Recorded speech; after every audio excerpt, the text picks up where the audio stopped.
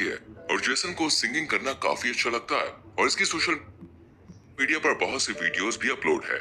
Jason की एक बहन भी है जोए। इन दोनों को parents Saint Adeline Catholic school में छोड़ने के लिए आते हैं और यहीं पर हम सारा नाम की एक लड़की को भी देखते हैं जो कि जेसन को पसंद करती थी। जेसन की फैमिली को देखकर सिस्टर रेबेका इनके पास आती है और पेरेंट्स को ये भरोसा दिलाती है कि वो इन दोनों की अच्छे से देखभाल करेगी। इसके बाद रेबेका नई टीचर सोफिया से मिलने जाती है जिसका आज स्कूल में फर्स्ट डे था। रेबेका सोफिया को टीचर के सभी रूल्स बताती है और साथ ही मेकअप ना करने के लिए भी कहती है। ये सुनकर सोफिया तुरंत ही अपनी लिपस्टिक हटा देती है। जब रेबेका सोफिया को स्कूल दिखाती है तो तभी ने रास्ते में जेसन मिल जाता है, जिसे देखकर सोफिया जेसन से इम्प्रेस हो जाती है और जेसन को ही देखती रहती है। इसके बाद सोफिया अपने कमरे में आकर अपना लैपटॉप ऑन करती है और जेसन की वीडियोस देखने लगती है। साथ ही जेसन को किस भी करती है। इससे हम ये जान पाते हैं कि सोफिया जेसन को पहले से जानती है। अगले दिन सोफिया क्लास अटेंड करने जाती है और जब वो स्टूडेंट्स को अपना इंट्रो दे रही थी तब वो देखती है कि जेसन सारा के साथ बिजी है। ये देखकर सोफिया गुस्से में सारा को जेसन से दूर बैठा देती है। कैथोलिक स्कूल में टीचर किसी भी स्टूडेंट के साथ ऐसा रूड बिहेव नहीं करते थे, इसलिए जोई को ये अजीब लगता है। शक तो जोई का तब और बढ़ जाता है जब सोफिया बिना प्रेयर के पढ़ाना शुरू कर देती है। ये देखकर जोई सोफिया को प्रेयर कराने के लिए कहती है, जिस पर सोफिया खुद प्रेयर करने के बजाय जोई से प्रेयर कराती है।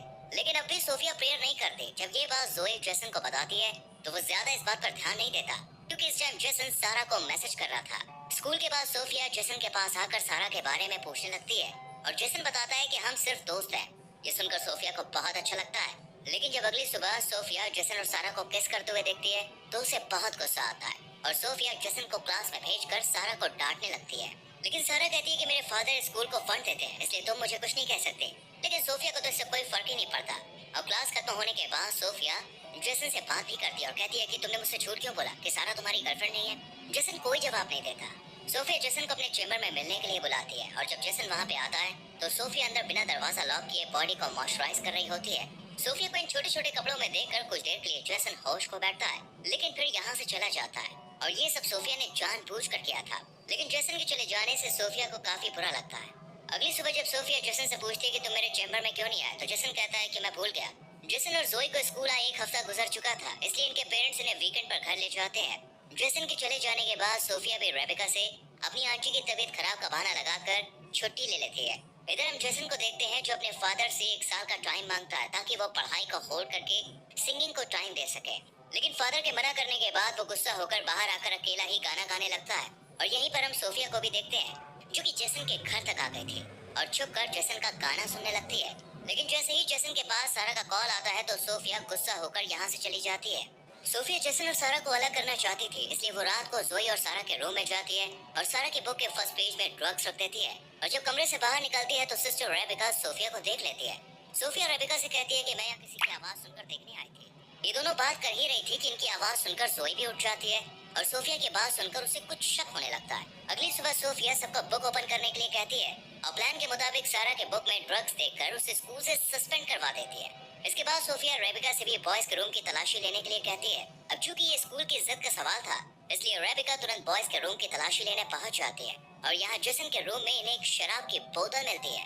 ये बोतल भी सोफिया ने ही रखी थी। दरअसल इस बोतल को रखने के पीछे सोफिया का एक खास मकसद था ताकि सोफिया सजा के तौर पर जेसन को सर्विसेज कम्युनिटी ज्वाइन करवा सके और उसके साथ स्कूल में ज्यादा से ज्यादा वक्त गुजार सके।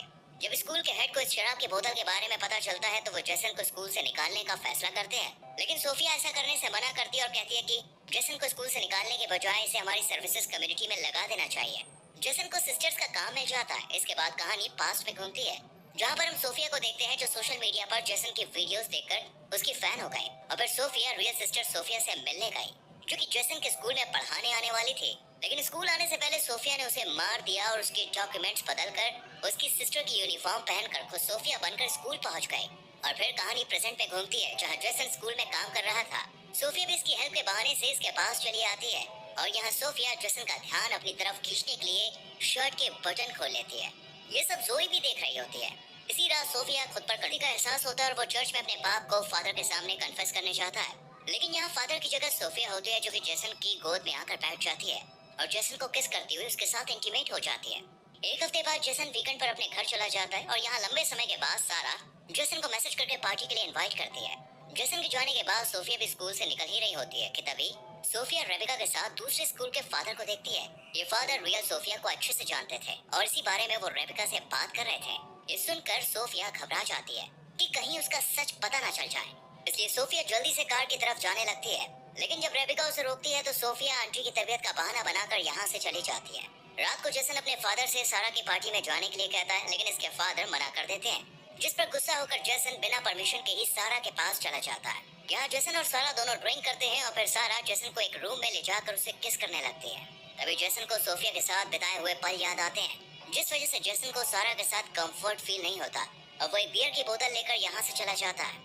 पुलिस जब जेसन को खुलेआम बोतल के साथ देखती है तो गिरफ्तार कर लेती है, लेकिन तभी यहाँ पर सोफिया आ जाती है और पुलिस से कहती है कि जेसन मेंटली काफी डिस्टर्ब है, और पुलिस को अपनी बातों में उलझाकर जेसन को बचा लेती है। जेसन सोफिया को बताता है कि मैं ड्रंक होकर घर नहीं जा सकता। ये सुनकर सोफिया जेसन को होटल ले जाती है और दोनों एक रूम में चले जाते हैं।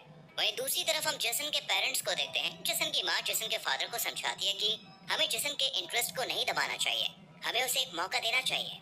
जेसन के फादर भी इसके लिए राजी हो जाते हैं। इधर सोफिया जेसन के सामने कपड़े चेंज करती है। यहाँ जेसन को समझ आ जाता है कि सोफिया उस पर नजर रख रही है, इसलिए जेसन सोफिया पर गुस्सा करता है और दोबारा इंटीमेट होने से भी मना कर देता है और सोफिया को अकेला छोड़कर बाहर आ जाता है। जेसन के फादर जेसन को ढूंढते हुए उसके पास आ जाते हैं और अपनी गलती के लिए उससे सॉरी बोलते हैं, साथ ही सिंगिंग में आगे बढ़ने के लिए भी कहते हैं। ये सुनकर जेसन भी अपने फादर के गले लग जाता है। अगले दिन जेसन और जोई जब स्कूल जा रहे होते हैं तो इनके घर के बाहर हम सोफिया को भी देखते हैं। सोफिया ने जाता हुआ देखकर खुद भी यहाँ से चली जाती है, लेकिन जोई इसकी कार को देख लेती है और स्कूल आकर जोई उस कार को ढूंढकर नंबर उतार लेती है। और जब इस कार के नंबर के बारे में जांच पड़ताल की जाती है तो पता चलता है कि ये सोफिया के नाम से ही रजिस्टर्ड है। ये देखकर जोई को समझ में आ जाता है कि सुबह घर के बाहर कोई और नहीं बल्कि सोफिया ही थी। इधर जेसन अपने कमरे में जाकर देखता है कि सोफिया बेहोश पड़ी है, इसलिए जेसन सोफिया को माउथ टू माउथ ऑक्सीजन देता है और सोफिया को होश आ जाता है। सोफिया का ये ड्रामा देखकर जेसन इस पर काफी गुस्सा करता है। जेसन जब हेड से सोफिया की शिकायत करने के लिए कहता है तो सोफिया इसे ब्लैकमेल करती है और इन दोनों के बीच जो कुछ भी हुआ उसे सबके सामने लाने की बात कहती है, जिससे जेसन डर जाता है। अगले सीन में हम देखते हैं कि रेबिका सारा को फिर से क्लास में ले आती है।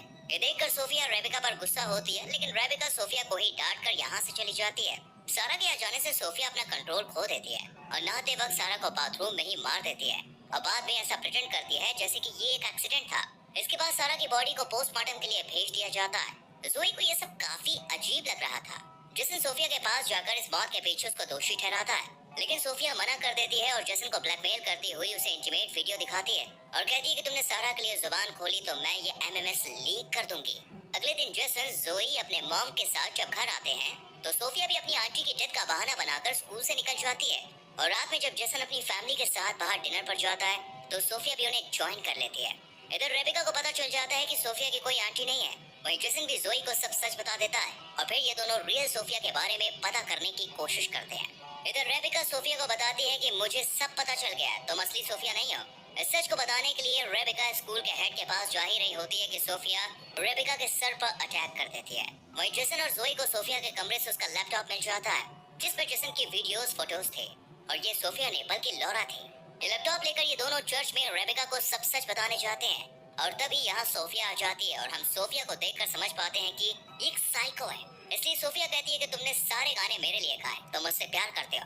और फिर सोफिया जोई पर अटैक कर देती है, लेकिन जेसन सोफिया को रोक लेता है, लेकिन सोफिया जेसन पर अटैक कर दोबारा जोई को मारने चली जाती है। लेकिन तभी रेबिका आकर सोफिया को रोक लेती है, पर सोफिया उल्टा रेबिका को मारने लगती है और फिर पीछे से जेसन आकर सोफिया के पेट पर स्क्रू से वार कर देता है और सोफिया मारी जाती है।